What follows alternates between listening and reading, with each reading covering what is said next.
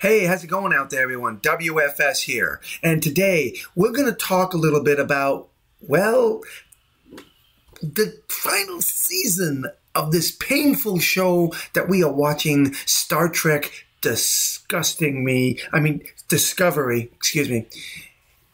And we're not going to talk about each episode particularly, but we're going to talk about some of the stupidity that has taken place in several of the episodes that just like blow my mind. The ignorance and the plot to this season may have been a brilliant idea when they thought of it, but as you follow this ridiculous season along, you realize this is stupid. Okay, well, there is one thing I do have to do now. In a previous video, I said that the acting isn't bad. And it really isn't. The acting itself isn't bad, with the exception of Michael Burnham there, or Captain Scratchy voice. That's the thing that bothers me. Half the time when this woman is talking, it sounds like she either needs a lozenge or she's just whispering. It drives me crazy. But one reason why I decided to watch this is because of several articles that came out, and they said that it was going to be an explosive season, a way of saying goodbye to all of this. And then I get articles like the one I saw yesterday that try to compare Michael to Captain Kirk, saying that she's just proven herself to be just as formidable, just as smart, and just as brave as James T. Kirk. I'm sorry, I don't buy it. But let's get into the video here, and I'm going to talk about some of the stupidest things that have bugged me about certain episodes. So if you're not familiar with what's going on in this season of Star Trek Disgracery, let me give you an idea of what's happening here. They're going off of an episode from TNG's The Chase. And that episode involved a hunt, a mystery, a hunt into the beginnings of life. It didn't start off really that way, but it ended up at the end learning that all life, humanoid life, was created by these group of people here, which Star Trek Discovery would call the progenitors. The progenitors over 4 billion, you got that, 4 billion years ago, and that was said in Next Generation, 4 billion years ago, seeded the planets, certain planets in this part of the galaxy, in the hopes of creating humanoid life like their own. They went out and exploring the galaxy and found that there was really no one like them. And I guess they didn't like that idea, so they seeded the galaxy with their own DNA, hoping that it would create humanoids like them, and it did. The Romulans, the Cardassians, the Klingons, and even Picard and the humans. So once the message was created and they discovered it, Picard apparently reported it to Starfleet, handed the video over to Starfleet, and the president of the Federation decided to launch an investigation or search out the progenitors and their technology. He hired a secret group of scientists to go looking for this technology. 800 years ago, Federation president brought together 6 scientists in secret. Me, Dr. Bellick, and 4 others, Federation and non-Federation. And our mission was to research the progenitors and their message. It took years, but eventually led us to a sector of deep space where we found a technology beyond anything we'd ever seen. One of our group tried to activate it. He was killed. It's horrible. After that, the rest of us made a pact. Told the president that we'd hit a dead end, destroyed all of our research, removed our names from every database we could access. And we hid the location of what we found.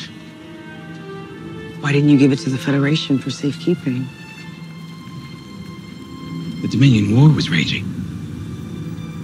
Everyone saw an enemy in everyone else. And we knew that technology could be used for great destruction. Protecting it became the focus of our lives. Nothing was more important. Okay, so while that was an interesting scene, there are things about it that really bother me. So over 800 years ago, the president of the Federation set up a science team to go look for the progenitors and to also understand the message that Picard handed over to Starfleet. Now think about that. 800 years ago, the president of the Federation sets up a team to go look for something that's over 4 billion years old. Do you honestly think that something that old would still exist? And if it did exist, do you have the intelligence to figure out how to turn it on? The technology, even he admitted it, was more advanced than anything they had ever seen. How could they have even read the technology? I mean, my God, they sent us a video in our DNA. No papers, no digital reading of it. It was a DNA coding. It was just, that's what bothers me about this. This whole thing is a reach beyond unbelievable belief here. And there's more stupidity to this. So he's telling this tragic story about what happened to this team and how they lost one of the scientists when they turned it on, and how they decided to erase it all from history, even their names, pull them from the database. Michael Burnham's genius answer is, why didn't you turn all this over to the Federation? Hello? Does the name Section 31 mean anything to you? The guy is right about one thing. Someone would have used this technology as a weapon of mass destruction, and I guarantee you someone like Sloan would have done so. So the real question that needs to be asked, if this thing was such a threat, why the hell are you leaving clues? I mean, later on, he talks about the idea that they were hoping, the reason they set the clues up is that they were hoping that there would be peace when someone honorable enough would come along to find the technology. And do what with it? What would you do with this technology? And regardless of whether there is peace in our time or in their time or whenever this is supposed to take place, it doesn't change the fact that no matter how peaceful a society is, there are always people out there who will want to manipulate and use something like this to their advantage. Okay, another scene that really bothers me, take a look at this. You get these two starships that are angling for the surface of the planet. And here's the situation they're facing. They have Burnham and two others were chasing on what their versions of light cycles. And the aliens that they were chasing decided to launch photon torpedoes at a mountainside to cause an avalanche to help them get away. So an avalanche began. And the only way to stop this is for these two starships with their shields synchronized together to smash into the planet, and their deflectors and their shields would block the avalanche from wiping out the city. All right, fine. But look at this. Look at that. Deflectors, shields up at full maximum with their energies joined together. And even with that, smashing into a planet, you don't think that's going to cause critical damage? This has got to be one of the dumbest ideas that I have ever seen. And my God, think of the damage that this should be causing. The cycles themselves look pretty cool, don't you think? But at the same time, the whole scene, the whole idea of what they were doing seems so ridiculous to me. I know Picard and even Kirk, Cisco, Janeway, they would have found other ways to stop this avalanche without ramming their ships into the surface of the planet. It just seemed like a stupid scene to me. Now, the next thing that bothers me is the latest episode, Mirror, where I think they're trying to give the fans a little fan service, but I really believe they missed the mark on this one. So episode 5, Mirror, is inspired or fan service to Mirror Mirror, one of my favorite episodes from the original series.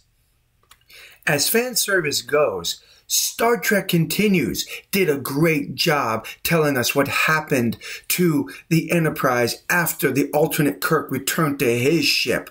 They did a great job explaining it better than Star Trek Discovery does. So this is Star Trek Discovery's way of showing tribute, or rather fan service, to Star Trek Mirror Mirror. So we have a wormhole of sorts here. And what's inside that wormhole? A pocket of interdimensional space between the two universes. You're going to love this. After traveling into it, they find the Enterprise from the parallel universe. The ICC Enterprise, as they would call it. Crew's story. Terran High Chancellor was killed for trying to make reforms. And this crew escaped. They mutinied, brought refugees with them who were trying to flee their universe for hours. It says,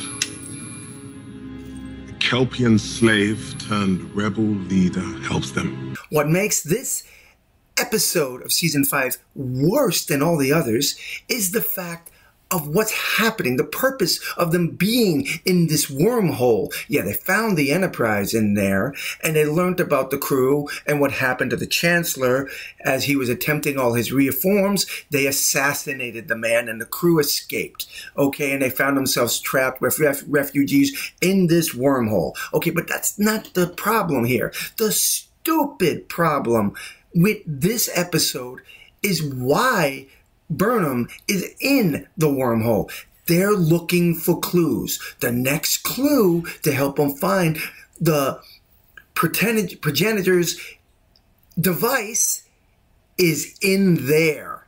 It's in the wormhole. It's on the Enterprise. So are you following what I'm trying to say here? That the scientists trying to clean up their mess, hide what they have done, and wait for the time when a worthy successor could come look for the device, and when the galaxy is safe, they would place all these clues in certain parts of the galaxy for them to find. And they found the Enterprise in a wormhole and decided, gee, this is a good place to put a clue, in a place that was completely unstable and could collapse by the time they went looking for it.